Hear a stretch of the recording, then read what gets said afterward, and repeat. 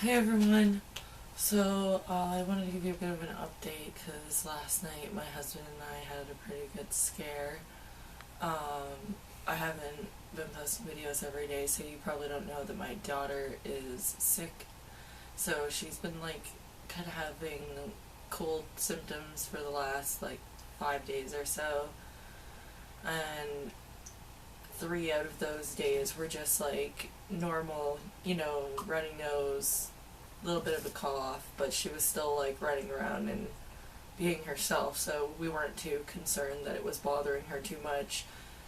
And she had a couple of nights where she was having more of a little bit of a hoarse cough at night, but seemed to be getting better until yesterday, and we were literally about to go to bed.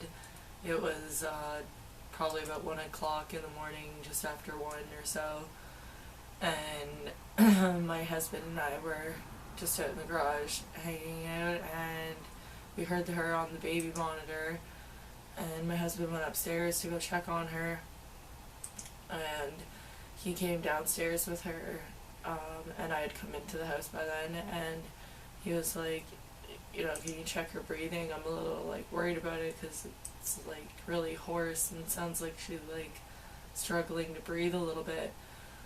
So I've taken first aid before, so I listened to her lungs, and it sounded like she was still getting oxygen into her lungs, even though there was a slight little bit cackling, but that's normal when kids have mucus in their lungs, so I wasn't too concerned.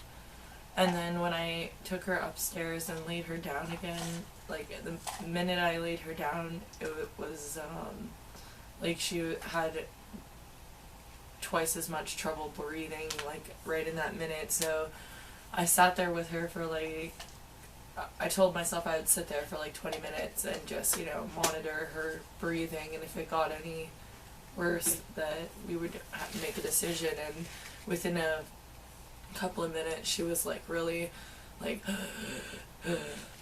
making this gaspy kind of hoarse cough, and it was pretty scary. So thankfully we live literally a 5 to 8 minute walk, depending on how fast you can walk, from the hospital. So, to the emergency door. Yeah, to the emergency door. So we power walked it and just took her in, and thankfully there was an empty emergency room when we got there, and the doctors were really great, and she had to have this steroid given to her orally to open up the little feelers that are inside of your lungs that allow the oxygen to saturate your blood. So she was having a little bit of trouble with that, but the doctor said that we took her in at the right time and we weren't just freaking out being new parents, so that made us feel better.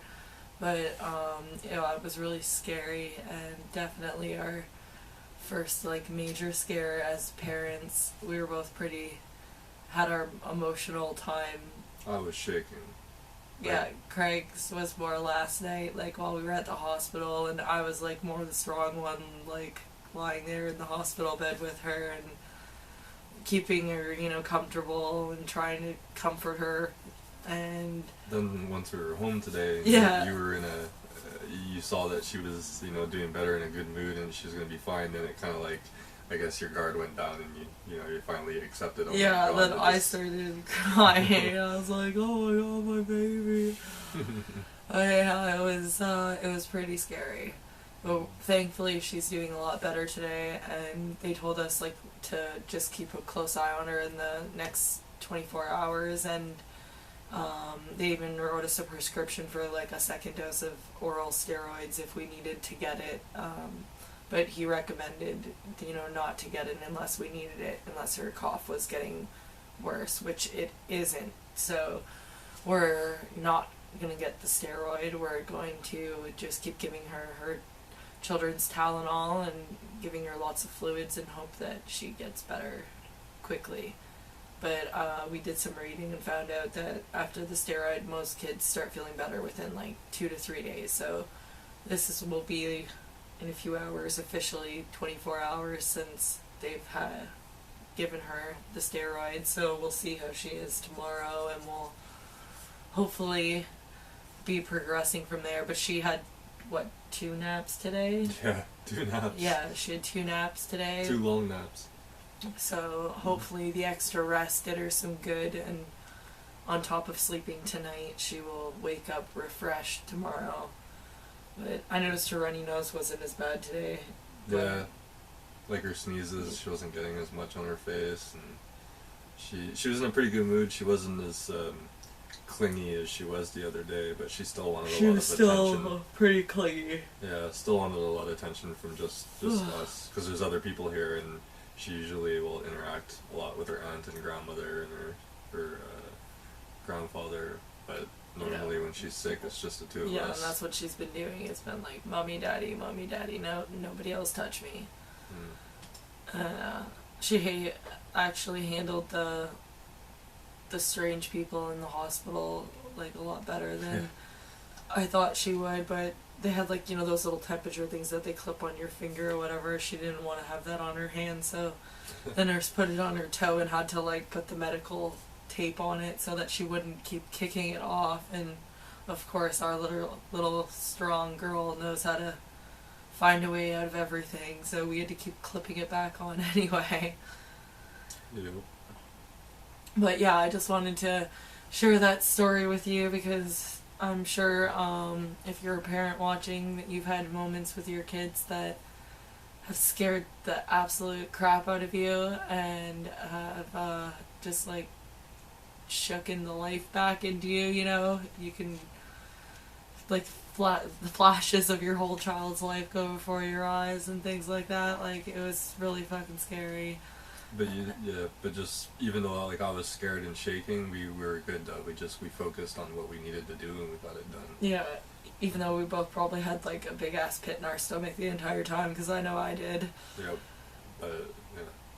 But yeah, I just wanted to share that story with you, because I know other parents have probably experienced similar things. So just remember to stay strong and always be there for your kids, because there are, it's always better to be overly protective and want to put them in a bubble than to wait too late and, and have regrets that, like you could have done something and you didn't.